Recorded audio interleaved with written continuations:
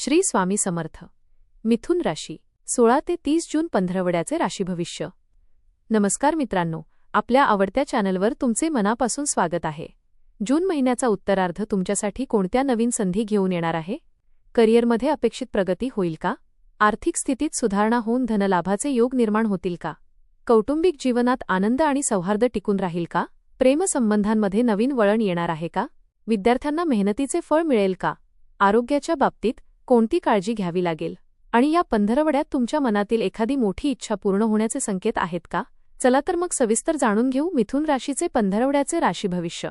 आपल्याला जर हे राशी भविष्य आवडले तर आपल्या मित्रांसोबत नक्की शेअर करा आणि कमेंटमध्ये श्री स्वामी समर्थ लिहायला विसरू नका. जून महिन्याचा उत्तरार्ध मिथुन राशीच्या व्यक्तींसाठी उत्साहवर्धक आणि बदलांनी भरलेला ठरू शकतो. या काळात तुमची बुद्धिमत्ता, संवाद कौशल्य आणि चातुर्य यांचा तुम्हाला मोठा फायदा होईल. अनेक दिवसांपासून रखडलेल्या कामांना गती मिळू शकते. नवीन लोकांशी संपर्क वाढेल आणि त्यातून भविष्यातील फायदेशीर संधी निर्माण होऊ शकतात. मात्र प्रत्येक गोष्ट घाईघाईने करण्यापेक्षा शांतपणे विचार करून निर्णय घेणे अधिक लाभदायक ठरेल.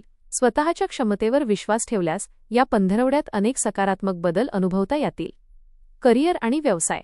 करिअरच्या दृष्टीने हा पंधरवडा प्रगतीचा ठरू शकतो. नोकरी करणाऱ्या व्यक्तींना नवीन जबाबदाऱ्या मिळण्याची शक्यता आहे.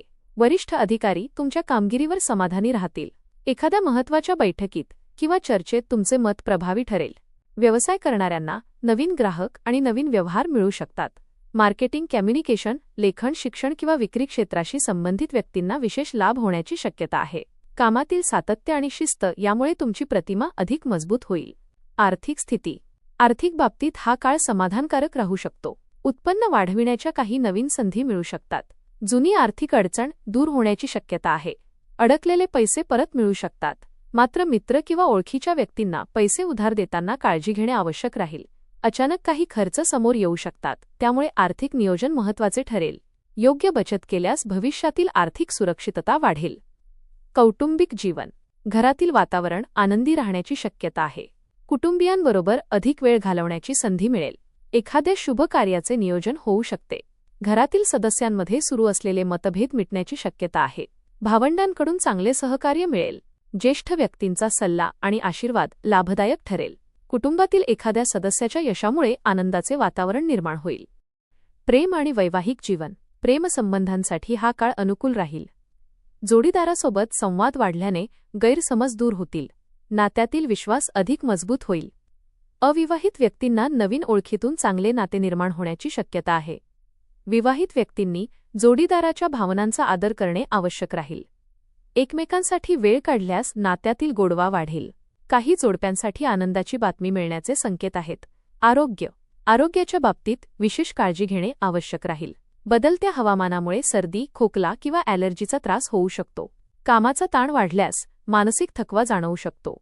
नियमित व्यायाम, योग आणि संतुलित आहार यांचा लाभ मिळेल. झोपेची वेळ नियमित ठेवा. बाहेरील अन्नपदार्थांचे सेवन मर्यादित ठेवा. मानसिक शांतता राखण्यासाठी ध्यानधारणा उपयुक्त ठरेल. शिक्षण. विद्यार्थ्यांसाठी हा काळ मेहनतीचे चांगले फळ देणारा ठरू शकतो. अभ्यासात लक्ष केंद्रित करण्यास यश मिळेल. स्पर्धा परीक्षा देणाऱ्या विद्यार्थ्यांना सकारात्मक परिणाम मिळू शकतात. नवीन विषय शिकण्याची उत्सुकता वाढेल. शिक्षकांचे मार्गदर्शन उपयुक्त ठरेल. अभ्यासाचे योग्य नियोजन केल्यास अपेक्षित यश मिळू शकते.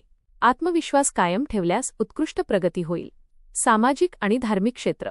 या काळात सामाजिक क्षेत्रात तुमचा प्रभाव वाढू शकतो. नवीन लोकांशी ओळखी वाढतील.